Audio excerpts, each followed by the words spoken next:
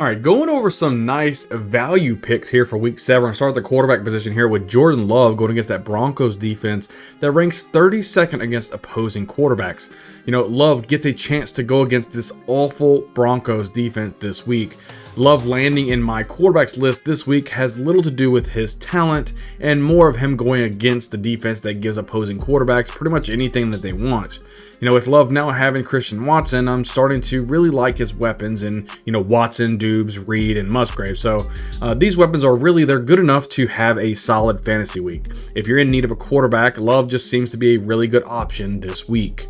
Next quarterback I'm going to talk about here is Jimmy Garoppolo going against that Bears defense that ranks 31st against opposing quarterbacks. Now, Garoppolo did leave last week due to a back injury, and it does seem like there is a good diagnosis for him right now. The coaches are very optimistic about Garoppolo's availability this week, so if he plays, he has a good matchup against this Bear defense. If for some reason Garoppolo does not play, look for the rookie Aiden O'Connell to really make another start. I don't think it's going to be Brian Hoyer. And if he would, also, he's just going to be a good quarterback option as well. So either Jimmy G or Aiden O'Connell, whichever one it goes, the Bears defense is going to make pretty much anyone look good for either one of these guys. So I think both of these guys, no matter who starts, will be in a good spot this week. The last quarterback we're going to talk about here is Geno Smith taking on that Cardinals defense that ranks 27th against opposing quarterbacks. Smith is in a good position to really bounce back from those 2 interceptions that he had last week against the Bengals. The Cardinals defense love allowing opposing quarterbacks just to take their lunch money. Smith also has a very good set of weapons at his disposal with Metcalf, Lockett, Smith, and Jigba. Just look for Geno to have a stellar week against this weak Cardinals defensive secondary. Let's move right along here to the running backs. We're going to start here with Brian Robinson Jr. taking on that Giants defense that ranks 28th against opposing running backs. At this point of the season, we really don't know who the Commanders really are yet. Some games they look really good, and other games they look like there are replacements out there. So the same can go for Robinson Jr. His workload seems to be a little sporadic, but against the Giants defense, I can see the Commanders try to establish that run game with Brian Robinson Jr. just kind of leading the charge. If the Commanders are able to flip into a positive game script against the Giants team with a backup quarterback, you should see Robinson Jr. pull out a fantastic outing. Robinson Jr. is a start for me this week. Next running back here is talking about Jaleel McLaughlin taking on that Packers defense that ranks 27th against opposing running backs. McLaughlin received 41% of the snaps last week, opposed to Javonte Williams' 35%, with Samaje Perine just receiving a leg injury last week. You may even start to see McLaughlin over that 50% of the snap share this week, and if that is the case, against this type of defense, you just might see a great game from this guy. So I really enjoy watching McLaughlin run the ball. He runs like a player who wasn't really given anything in his NFL career. Every carry means something to this guy, and it shows in his production. I strongly believe that eventually McLaughlin will become the #1 running back for this team, with Javonte taking a back seat with that #2 role. McLaughlin's talent is just too great. This week against the Packers could be very valuable for McLaughlin to continue to not only develop, but also showcase his ability to run the football. McLaughlin is a good flex play this week. Last running back we're talking about here is Kyren Williams taking on that Steelers defense that ranks 26th against opposing running backs. Now, I can really start to feel this offense beginning to click for the Rams. Once Cooper Kupp came back, Kyren Williams kind of took a back seat just with the fantasy production overall as the offense was trying to figure out how to feature Cooper Kupp, Puka Nacua, and Williams all together. But now that things are starting to beginning to gel, Williams is really flourishing in his role. Just last week, he had 20 carries for 158 yards and a touchdown. And now that he has the Steelers run defense coming to town, come on now. I can easily see Williams provide another solid fantasy outing this week. Get him in all of your lineups. Let's go over here to the wide receivers now. First guy I'm talking about is Wan'Dale Robinson taking on that Commanders defense that ranks 31st against opposing wide receivers. Even with Tyrod Taylor as the quarterback instead of Daniel Jones, which may eventually be the case this week as well, Wan'Dale Robinson still led the team with 8 targets. He's the #1 go-to guy for this offense, and it still seems like people forget about him. This could be a breakout week we were all waiting for with Wan'Dale Robinson. Don't get discouraged by Taylor as the quarterback.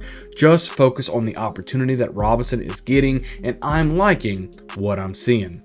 Next wide receiver here we're talking about is Marquise Brown, taking on that Seahawks defense that ranks 30th against opposing wide receivers. Brown is such an intriguing option for me this week, going against a terrible pass defense this week. With Brown having 10 or more targets in 4 of his last 5 games is telling me that last week was just a fluke.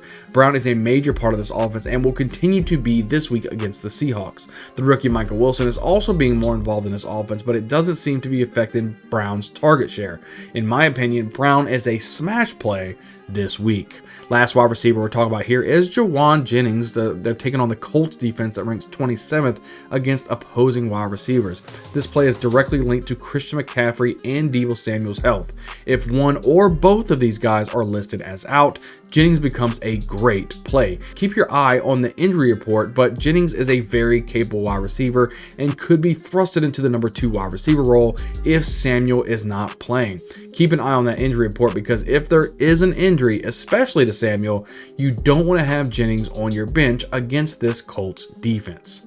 Now let's go ahead and go over the tight end position. First guy here, we're talking about Pat Freiermuth taking on that Rams defense that ranks 30th against opposing tight ends. Prior to his hamstring injury, Freiermuth was receiving around 4 targets per game. Now with the Steelers back to full health with not only Freiermuth but Deontay Johnson as well, the Rams they seem to struggle against opposing tight ends, and it makes Freiermuth such a good play this week. You may be able to trade for Freiermuth on the cheap as well, because so far this season, he's just been so underwhelming. Strike now before the coals get hot. Freiermuth has some talent. Next tight end we're talking about here is Cade Otton, taking on that Falcons defense that ranks 27th against opposing tight ends. The tight end position has been pretty atrocious thus far this season, so finding those dart throws can be tricky. This week's dart throw is Cade Otton. I do like the talent from Otton, I just don't like his consistency. This week, I can see Otton have a solid game against this Falcons defense. If Otton continues to see opportunities, he will surely begin to cash in on those opportunities. If I had to put money on it though, I'd say this is the week to get Otton in your lineup. Last tight end we're talking about here is David Njoku, taking on that Colts defense that ranks 20th against opposing tight ends. Njoku has yet to reach the 50 yards in a game or even score a touchdown, but I can feel these limits being broken sooner rather than later, especially if Watson can get back on the field. I was extremely high on Njoku coming into the season, and I'm still high on him. I'm just ready for him to start doing the things that I know he can do. This Colts defense isn't the best at guarding the tight end position, so this week could we really see Njoku really start to become that player that we all know that he can be. Start Njoku this week. I just have a good feeling. Now on to the Bengal Tiger start of the week.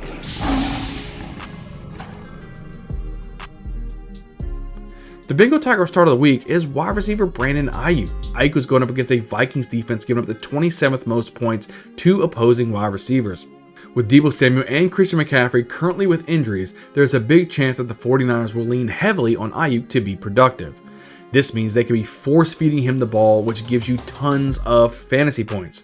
Ayuk is already a great play even with Christian McCaffrey and Samuel even in the game, but if either McCaffrey or Deebo Samuel miss this game, Ayuk is an absolute slam dunk type of play.